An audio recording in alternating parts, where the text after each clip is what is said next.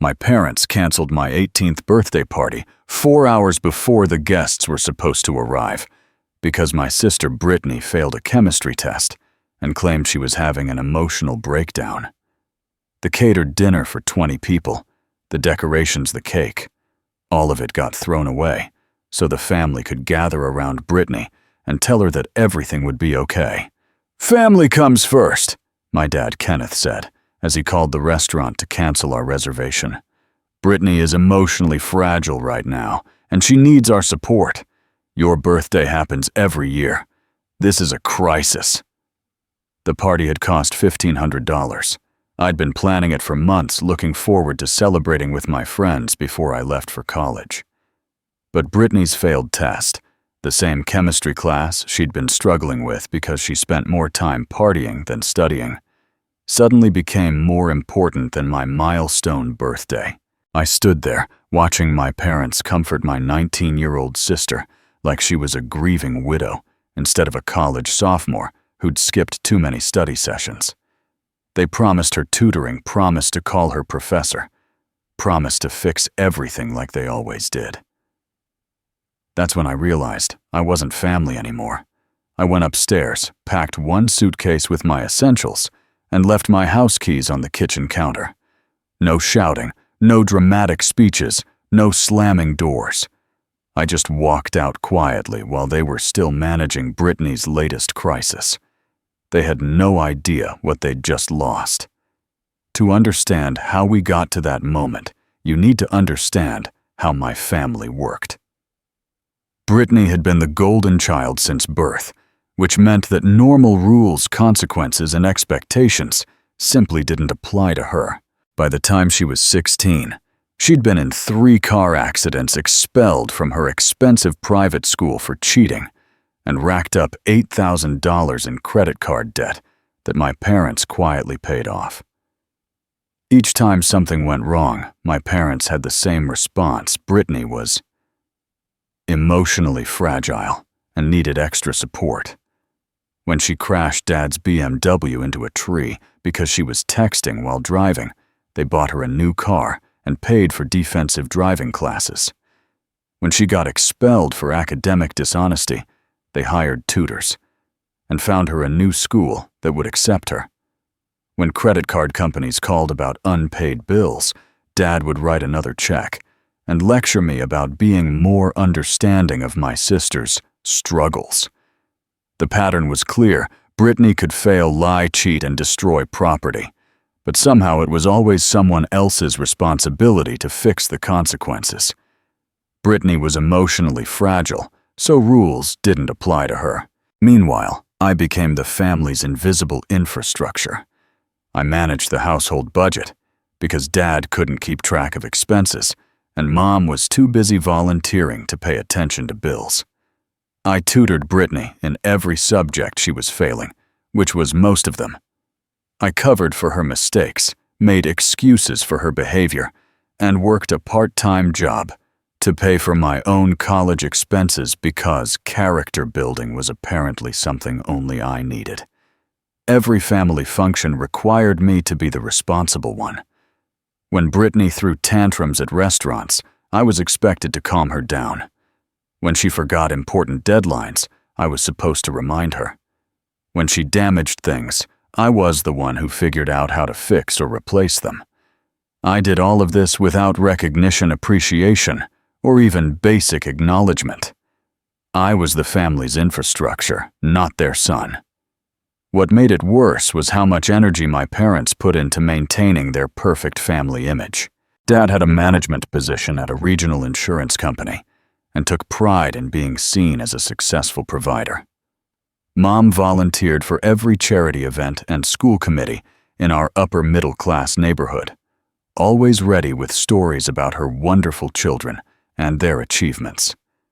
They carefully crafted social media posts and dinner party conversations that made our family sound like something from a lifestyle magazine. Kenneth and Linda had it all figured out. Successful careers, beautiful home, 2 bright kids heading off to excellent colleges. The reality was messier, but reality was my job to manage while they focused on the performance. Their perfect life required a full-time stage manager. The final tantrum happened on a Thursday afternoon, exactly 4 hours before my birthday party was supposed to begin. Brittany had failed her chemistry test, the same test she'd had 3 weeks to prepare for the same test I'd offered to help her study for the same test she'd blown off to go to a sorority party the night before. Instead of accepting responsibility or facing the consequences like any normal 19-year-old would, Brittany called an emergency family meeting and announced she was having an emotional breakdown. She locked herself in her room, turned on dramatic music, and started crying loud enough for the neighbors to hear. "I can't handle this pressure," she sobbed to Mom and Dad through her bedroom door. "Everyone expects me to be perfect, and I'm falling apart. I need my family right now. This is a crisis." Mom immediately canceled her volunteer shift. Dad left work early. They knocked on Brittany's door for an hour, promising her everything would be okay, assuring her that grades didn't define her worth, offering to hire tutors and speak to her professor and fix whatever needed fixing.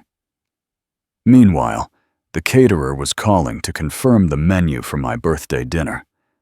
20 of my friends were planning to show up at 6 o'clock.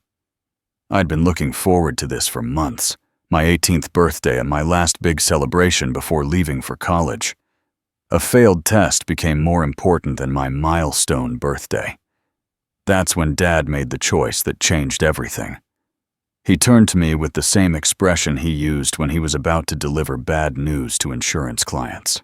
"We're going to have to cancel your party," he said. "Brittany needs us right now. Family comes first, and your sister is emotionally fragile. Your birthday happens every year, but this is a real crisis. I'm sure your friends will understand." He actually believed what he was saying. He genuinely thought that my sister's manufactured drama was more important than my once-in-a-lifetime 18th birthday celebration. That's when I decided they could handle their own family first. I had been preparing for independence longer than they realized. While my parents were focused on managing Brittany's latest crisis, I'd quietly arranged my own life. I had early admission to the state university, a pre-existing job, lined up in the campus bookstore, and a savings account with $3,200 that I'd accumulated from my part-time work over the past 2 years. Moving out wasn't a dramatic gesture.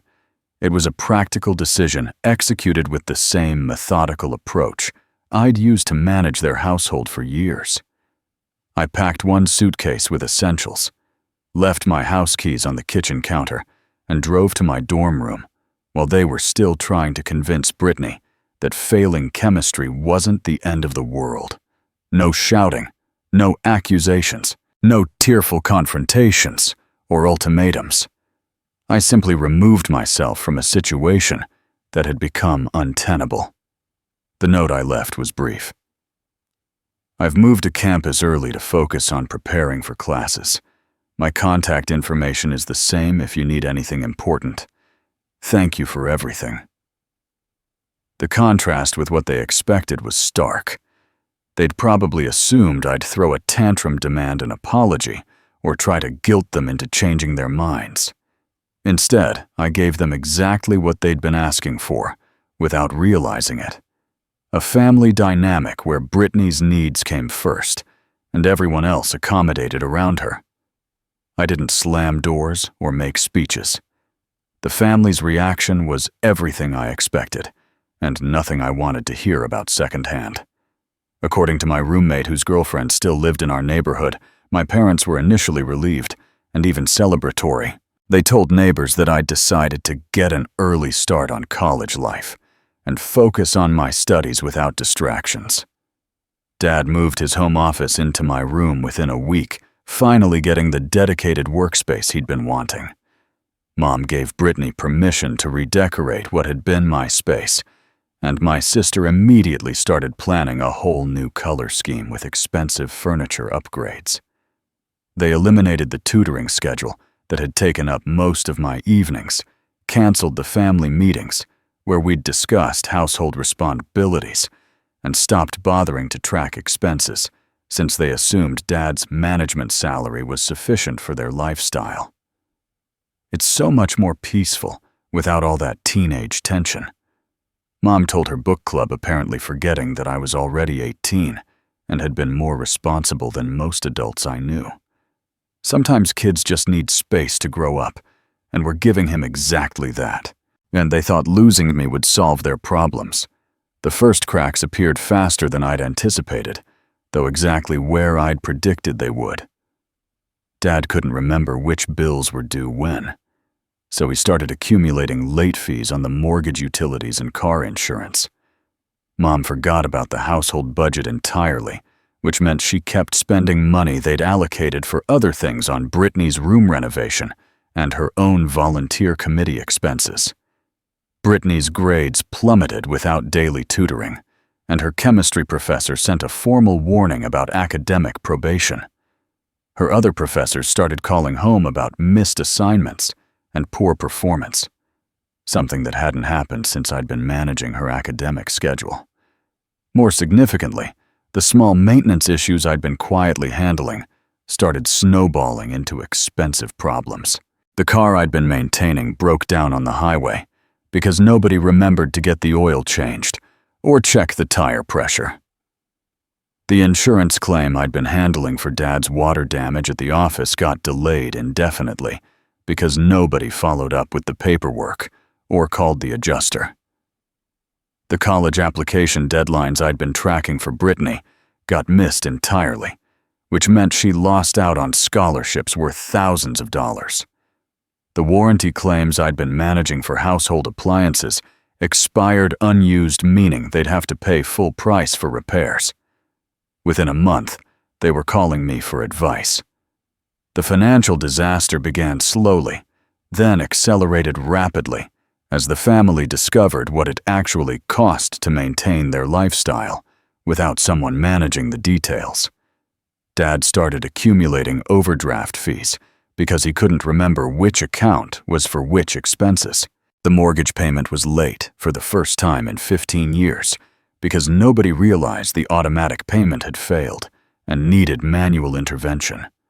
Mom's spending spiraled out of control without a household budget to constrain her.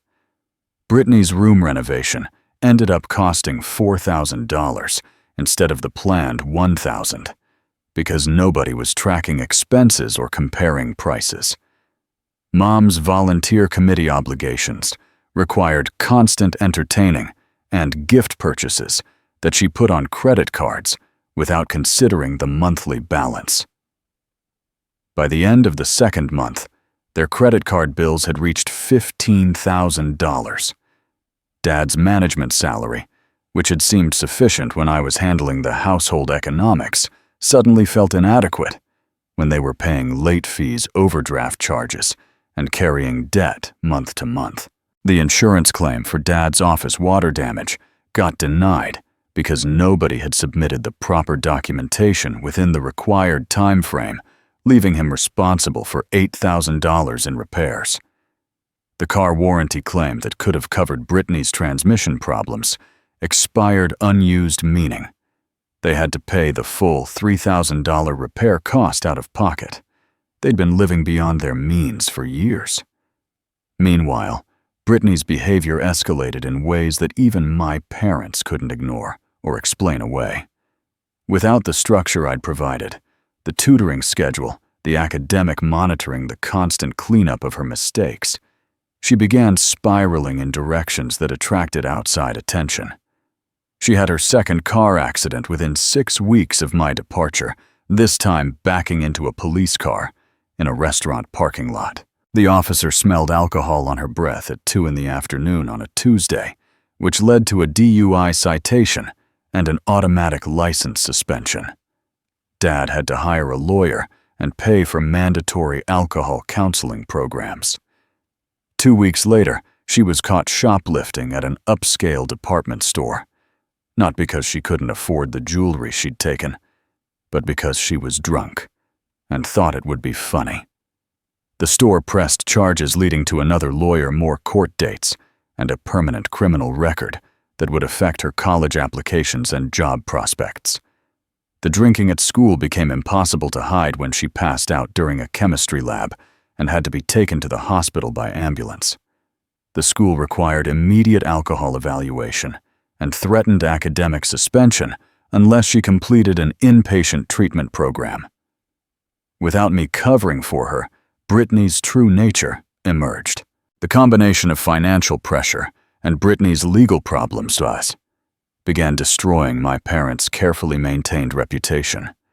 Dad had to ask his brother for a loan to cover legal fees and court costs, which meant admitting to extended family that things weren't going as well as his social media posts suggested.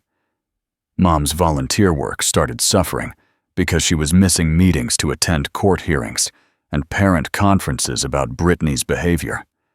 Her book club friends began asking pointed questions about our family's recent challenges, and the neighborhood gossip network was buzzing with speculation about why police cars kept showing up at our house. Kenneth started coming home from work visibly stressed, complaining about bills and responsibilities in ways he never had when I was managing the household details. Linda stopped hosting her usual dinner parties and social gatherings because she was too embarrassed about Brittany's behavior and too overwhelmed by their financial situation. They started asking if I'd consider coming home. The criminal evidence began accumulating in ways my parents couldn't hide from public view. The local police blotter published weekly in our small suburban newspaper started featuring a familiar name with increasing frequency. Brittany's DUI arrest on a Tuesday afternoon appeared in print complete with her blood alcohol level of 0.14 and the detail that she'd backed into a police cruiser while leaving a restaurant parking lot. 2 weeks later, the theft charges from her shoplifting incident appeared in the same public record. The store had pressed charges for stealing a gold bracelet worth $400, and the report noted that she'd been visibly intoxicated and uncooperative with security personnel. What made it worse was that she'd had enough cash in her purse to pay for the bracelet 5 times over. But the most damaging revelation came when Dad discovered that Brittany had been writing checks from their household account without authorization. The bank called to report suspicious activity. 3 checks worth $3,800 total, made out to cash, and signed with forged versions of both parents' signatures. The bank's fraud investigation revealed that this had been happening for at least 6 months. Each incident was documented, dated, and filed with law enforcement agencies that didn't care about my family's reputation or my parents' desire for privacy. The legal system was creating a permanent record of behavior that my parents had been covering up and making excuses for since Brittany was a child. Brittany had graduated from tantrums to felonies. The financial fraud discovery was even more devastating because it revealed the scope of damage that had been hidden from my parents for years. When Dad finally began investigating their credit reports and bank statements systematically, he uncovered a pattern of fraud that stretched back to Brittany's 16th birthday. She had opened credit cards using forged copies of their driver's licenses and social security numbers, accumulating over $125,000 in debt across 15 different accounts. She'd applied for personal loans using their information been approved for amounts ranging from $5,000 to $15,000, and spent the money on clothes, entertainment, and cash advances for her friends. The forged loan applications were particularly sophisticated. Brittany had inflated Dad's salary, invented fictional assets, and provided false employment information to qualify for larger amounts. She had even created fake bank statements showing account balances that didn't exist using photo editing software to make the documents look legitimate. The stolen checks weren't just the recent $3,800 the bank had discovered. When Dad reviewed 2 years of bank statements, he found dozens of unauthorized withdrawals, forged signatures, and altered amounts. Brittany had been systematically stealing from their household account, timing her thefts to coincide with periods when I was managing the household budget, and wouldn't notice small discrepancies. She'd been forging their signatures for 2 years. What made the financial devastation worse was the witness testimony from people who had watched our family dysfunction play out over years, but had never felt comfortable speaking up before.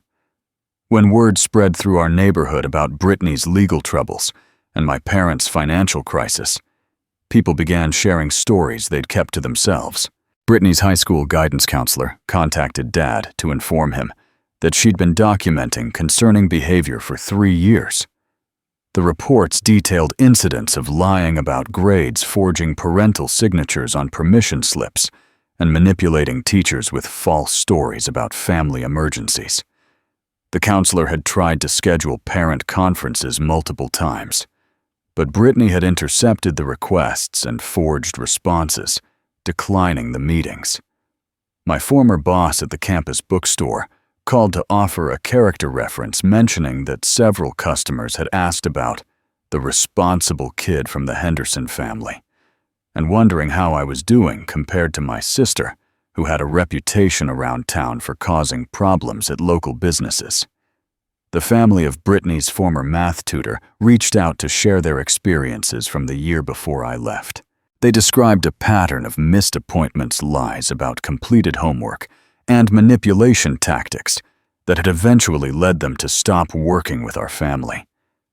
They'd witnessed Brittany blaming me for her academic problems, while I was sitting at their kitchen table helping her with assignments she should have completed weeks earlier.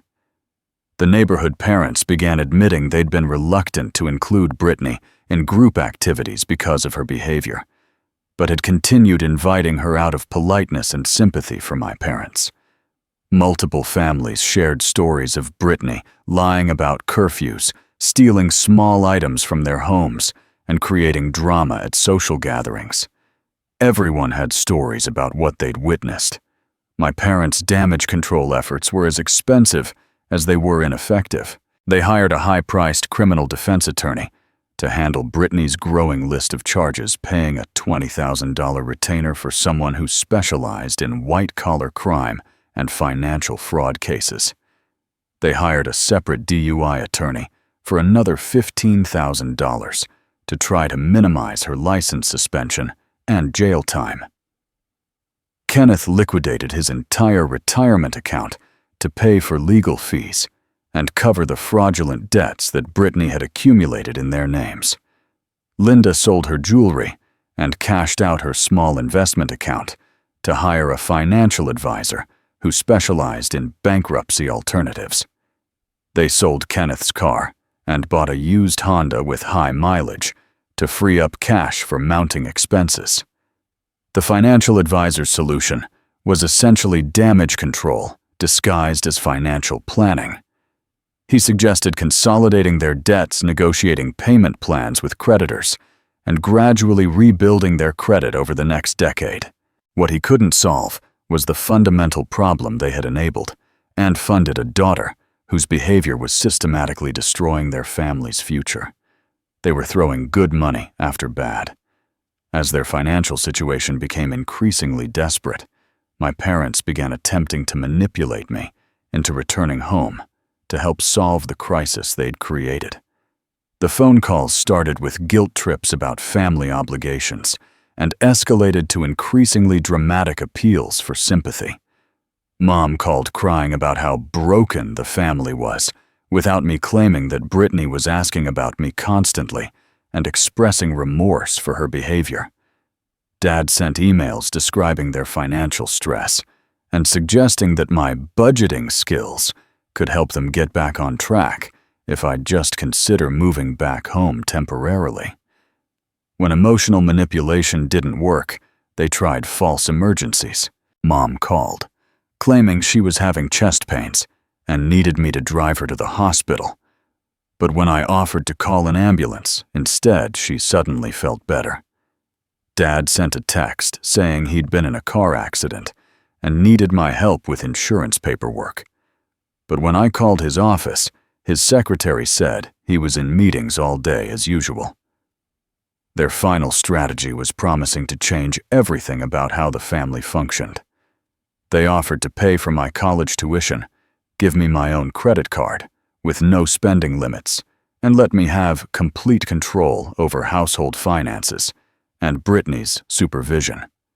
They promised family counseling, new rules for Brittany, and a formal apology for the birthday cancellation. They offered me everything except accountability. While my parents were spiraling through increasingly desperate attempts at damage control, I was building a life that felt sustainable and healthy for the first time. My grades at the state university put me on the dean's list both semesters, and I'd been promoted to assistant manager at the campus bookstore, which came with better pay and flexible hours that worked around my class schedule. I'd started attending counseling sessions through the university's mental health services, working with a therapist who specialized in family dysfunction and boundary setting. The sessions helped me understand that my parents' crisis wasn't my responsibility to solve, and that healthy families don't require one member to sacrifice their own well-being to maintain everyone else's stability. I was forming genuine friendships with people who weren't constantly asking me to manage their problems or fix their mistakes.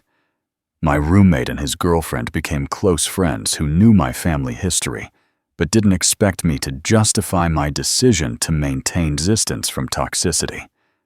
I was building what they'd never given me.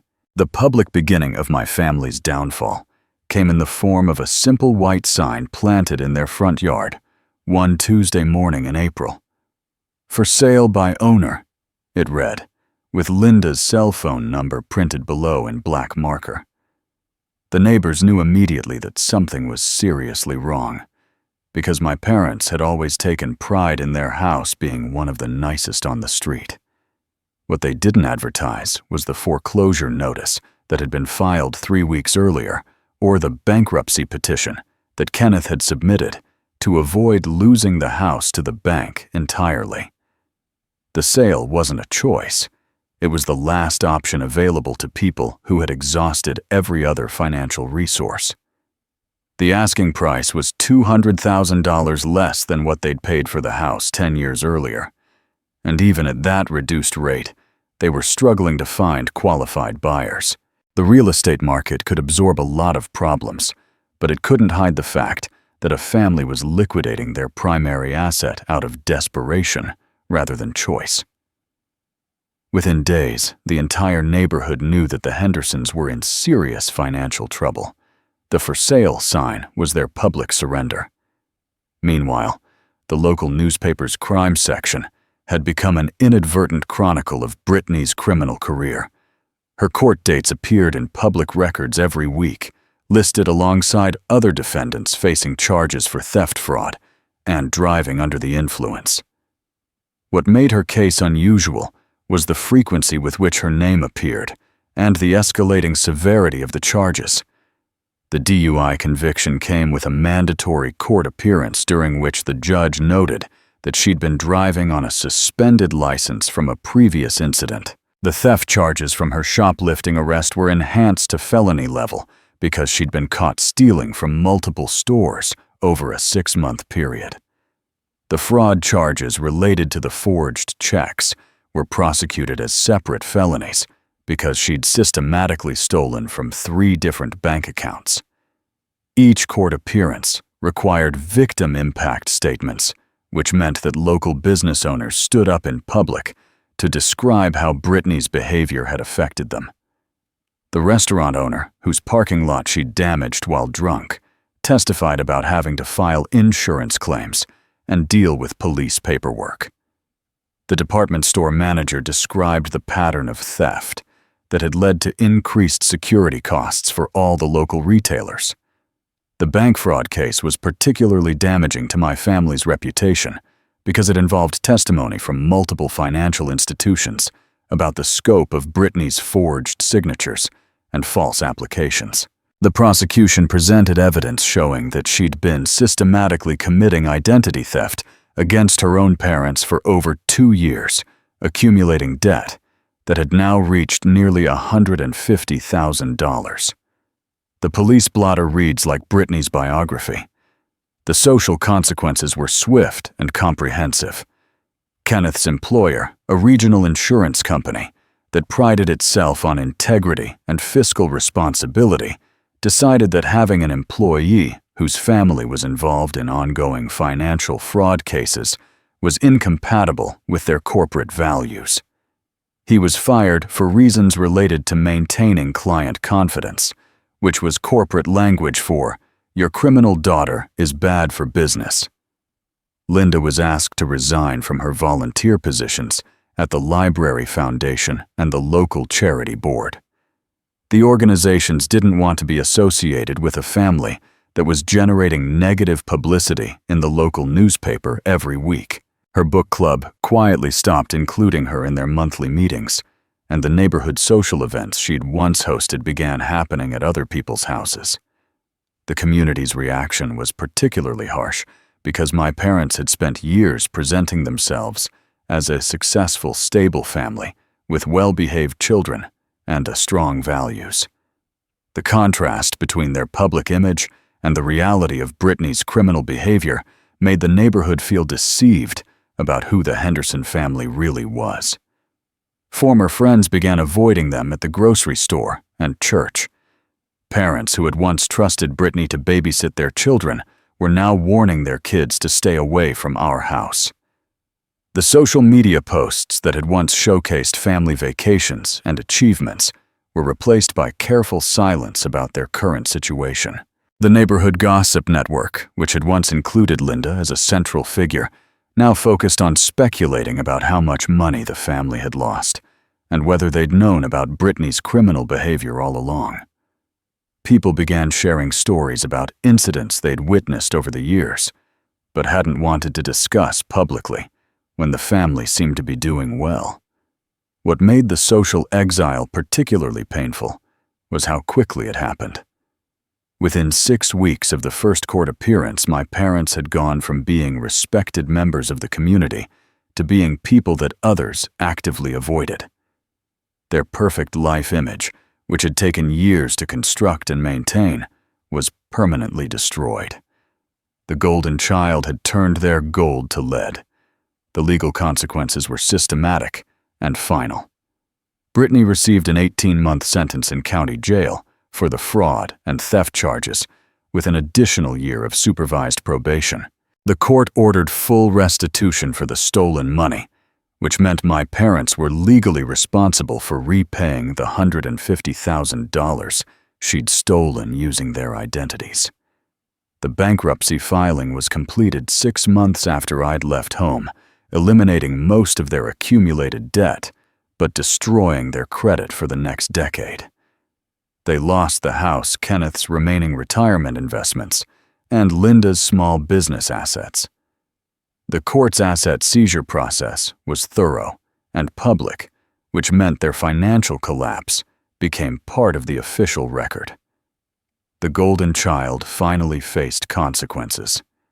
Meanwhile, my life had become everything I'd hoped it would be when I first moved out.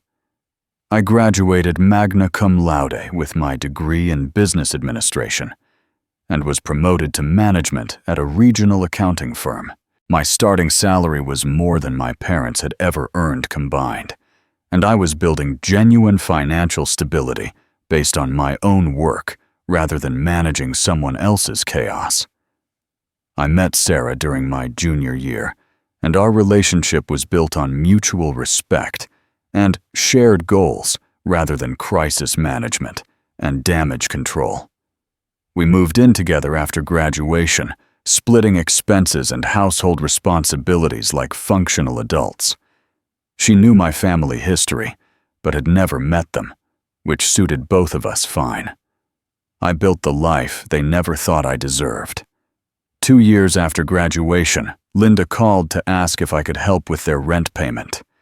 They were living in a low-income apartment complex, both working part-time retail jobs and struggling to cover basic expenses. She explained that Kenneth's employment prospects were limited by his criminal background check issues, and they were facing eviction if they couldn't come up with $800.